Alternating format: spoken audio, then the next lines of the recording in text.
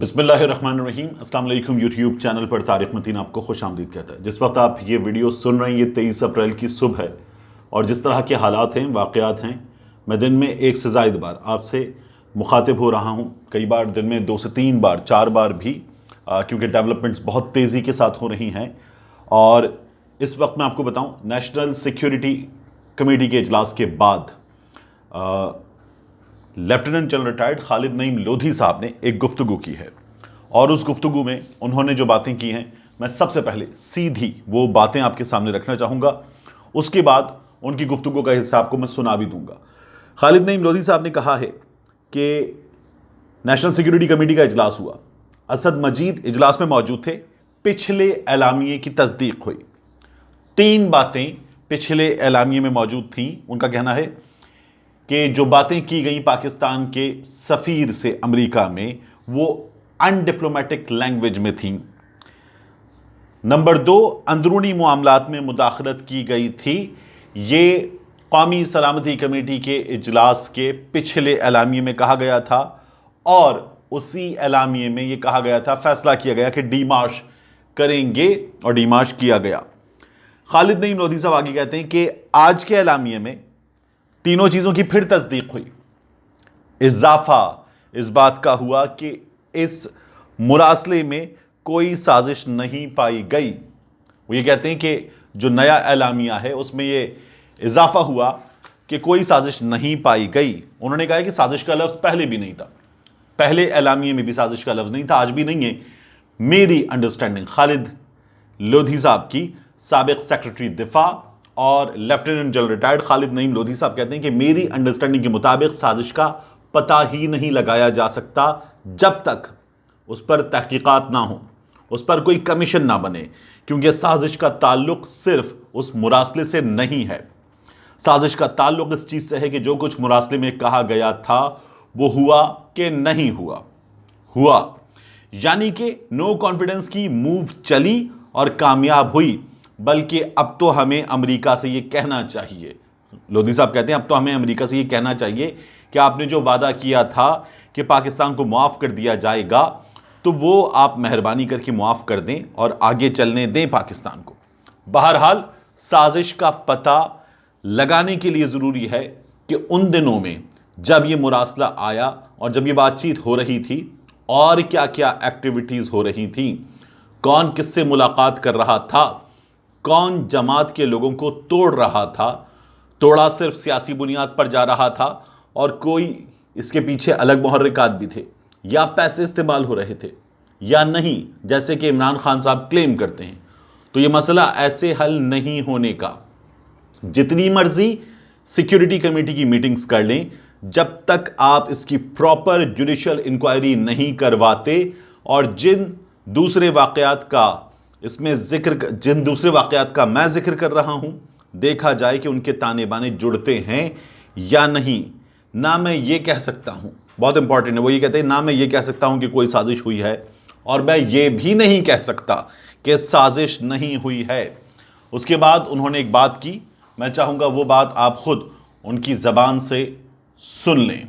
इमरान खान बहाना है, फौज असल निशाना है, मेमो गेट है, लोग उधर बैठे हैं, जो डॉन लीग्स है लोग उधर बैठे हैं, जो कहते थे कि ये जो दहशतगर्दी है इसके पीछे वर्दी है, वो लोग उधर बैठे हैं। आपको कुछ ना कुछ करना पड़ेगा मेरे चीफ जस्टिस, आपको कुछ ना कुछ करना पड़ेगा मेरे चीफ ऑफ आर्मी स्टाफ।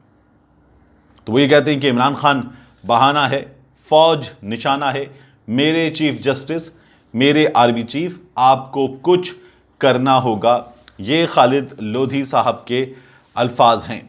और इसके बाद मैं आपको बताऊं, इमरान खान साहब ने ट्विटर पे आके एक बात की, उस पर कराची के दोस्त कुछ दुखी दिल के साथ बात कर रहे हैं कि ये खान साहब ने कैसे कह दिया। पेशावर के दोस्त भी कुछ दुखी हैं और उनका कहना है कि ये फैसला कैसे दे दिया खान साहब ने। इमरान खान साहब ने ये कहा कि बेमिसाल हिमायत के साथ मुतहरिक और पुरजोश सामईन पर मुश्तमिल अपने 26 साला दौरे सियासत के सबसे बड़े जलसे पर मैं अहले लाहौर का शुक्रगुजार हूँ। सबसे बड़े जलसे पर मैं अहले लाहौर का शुक्रगुजार हूँ।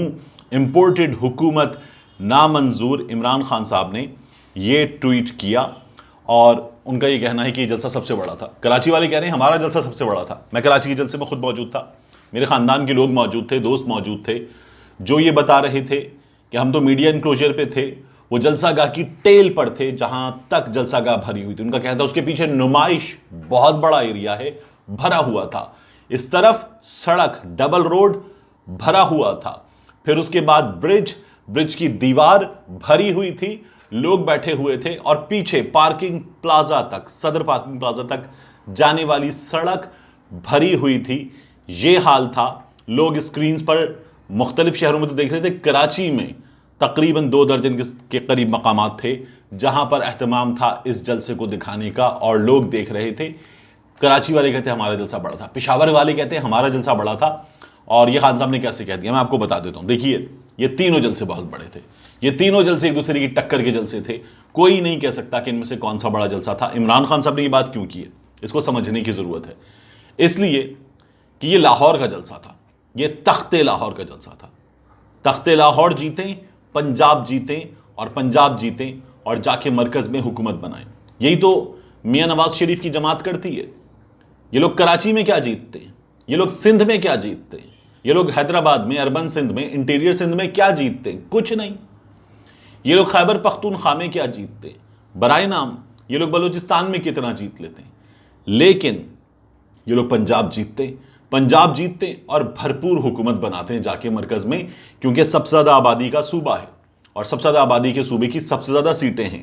جو نمبر چاہیے حکومت بنانے کے لیے, وہ نمبر پنجاب میں کلین سویپ کر کے حاصل کیا جا سکتا ہے.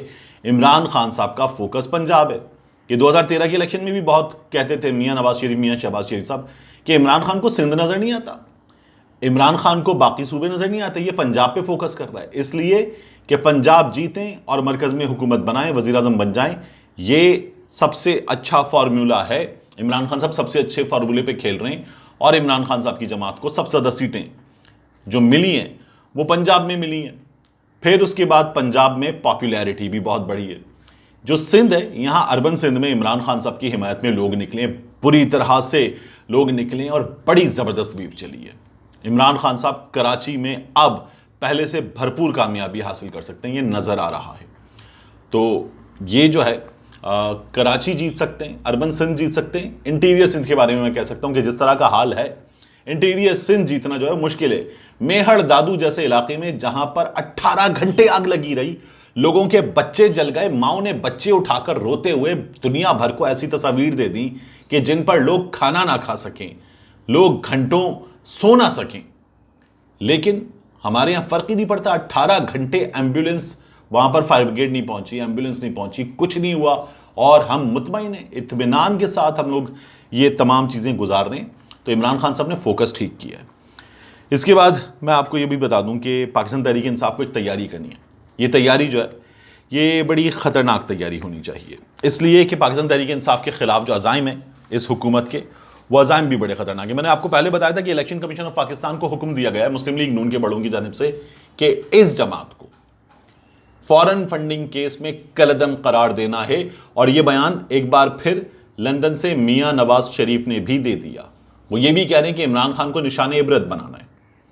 میری کچھ لوگوں سے ایک سٹنگ ہوئی ہے, یہ سیاسی لوگ تھے, اور ان سے ہونے والی سٹنگ کے نتیجے میں آپ کو یہ بتا سکتا ہوں, پاکستان مسلم لیگ نون کے لوگ بھی تھے, کہ تیاری یہ ہے کہ ایک پاکستان تحریک انصاف پر فورن فنڈنگ کیس میں فیصلہ آئے اور یہ جماعت جو ہے وہ ختم ہو جائے, پاکستان تحریک انصاف ہی ختم ہو جائے, election commission of Pakistan Pakistan Tehreek Insaf کے خلاف فیصلہ دیتے. اس کے بعد لیگل بیٹل ہے, یہ لوگ جائیں گے اسلام آباد ہائی کورٹ جائیں گے, یہ لوگ سپریم کورٹ جائیں گے, اور ایک لیگل بیٹل ہے, وہ لیگل بیٹل لڑنا پڑے گی پاکستان تحریک انصاف کو. یہ الیکشن کمیشن آف پاکستان کے بڑوں کو حکم آیا ہے سیاسی لوگوں کی جانب سے کہ ایک تو یہ فیصلہ کر دیجیے.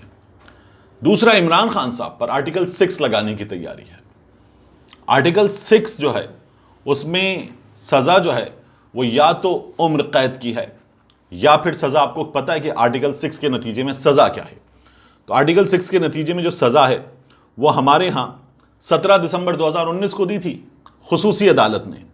اس عدالت کی سربراہی کر رہے تھے chief justice Peshawar high court Waqar Ahmed Seth, Nazar Akbar Sindh high court کے, اور जस्टिस शाहिद करीम साहब लाहौर हाई कोर्ट के, और इन्होंने परवेज मुशर्रफ साहब को गिल्टी करार देते हुए, कसूरवार करार देते हुए, हाई ट्रीजन का कसूरवार करार देते हुए सजाए मौत सुनाई थी। इमरान खान साहब के खिलाफ आर्टिकल 6 लगाने का इरादा है हमारे सियासी बड़ों का। मैंने कहा इसका नतीजा क्या होगा आप जानते? इसका नतीजा ये होगा कि मुल्क में खाना जंगी की सी सूरत हाल होगी। जिस कदर इस वक्त इमरान खान पॉपुलर है, कोई लीडर पॉपुलर नहीं है, लोग बाहर निकल आएंगे। इमरान खान की एक कॉल पर इमरान खान के बाहर निकले बगैर मुल्क बाहर आ गया था। अगर आप ये करेंगे तो इसका नतीजा ये होगा कि इमरान खान के लिए मुल्क बाहर आ जाएगा, नौजवान बाहर आ जाएंगे, और फिर उसके बाद एक खाना जंगी की सी सूरत हाल होगी। उन्होंने कहा परवाह नहीं है, उन्होंने ये कहा कि परवाह नहीं है। इन लोगों ने हमें अपनी रूलिंग में ये कहा है कि हम मुल्क से वफादार नहीं हैं। अगर हम मुल्क से वफादार नहीं हैं तो फिर हम इमरान खान पे आर्टिकल 6 लगाएंगे। अब ये जो मामलात हैं ये बहुत ख़तरनाक अंदाज में आगे बढ़ रहे हैं। इसका नतीजा कुछ बहुत अच्छा नहीं होने जा रहा, और ये जो लड़ाई है ये पाकिस्तान तहरीक इंसाफ को लड़ने की तैयारी करनी होगी। ना सिर्फ ये लड़ाई, बल्कि इंतखाबात के सिलसिले में मैंने आपसे कहा था कि एक जानिब ये है कि मामलात इतने सीरियस हैं, टेम्परेचर इतने हाई हैं, और इन हाई टेम्परेचर्स में दूसरा काम ये हो रहा है कि कुछ लोगों ने कुछ सियासी बड़ों को बिठाया है और कहा कि बात करें, इलेक्शन के लिए बात करें। वो बातचीत भी शुरू हुई है, अभी सिर्फ इब्तिदा हुई है, लेकिन अगर इलेक्शन की तरफ भी बढ़ते हैं तो भी पाकिस्तान तहरीक इंसाफ को बहुत बड़ी तैयारी करनी है। वोट पे डाका पड़ेगा और ये डाका डाला जाएगा, ये तैयारी है। और पाकिस्तान तहरीक इंसाफ को कोशिश की जाएगी कि 25 से 30 सीटों तक महदूद किया जाए, 25 से 30 सीटों तक पाकिस्तान तहरीक इंसाफ को महदूद किया जाए। और इंतखाबात जो हैं वो शफाफ होना बहुत मुश्किल नज़र आ रहा है हमारे मुल्क के जो सियासी बड़े हैं इनकी तैयारियों के नतीजे में। और इसी बुनियाद पर मैं आपको ये बता सकता हूँ कि पाकिस्तान तहरीक इंसाफ को वोट की हिफाजत के लिए भी अपनी एक ज़बरदस्त किस्म की फोर्स तैयार करनी होगी जो वोट की हिफाजत करे और पहरा दे अपने वोट पर। यह पाकिस्तान तहरीक इंसाफ के लिए बहुत ज़रूरी काम है। तो एक अजीब सूरत हाल है जिससे इस वक्त हम दो चार हैं। ये जितनी सोशल मीडिया पर या जलसों में भरपूर और एंटरटेनिंग नज़र आती है, ये उससे कहीं कहीं कहीं ज़्यादा सीरियस है। मिलते हैं इंशाल्लाह आपसे अगले वीलॉग में।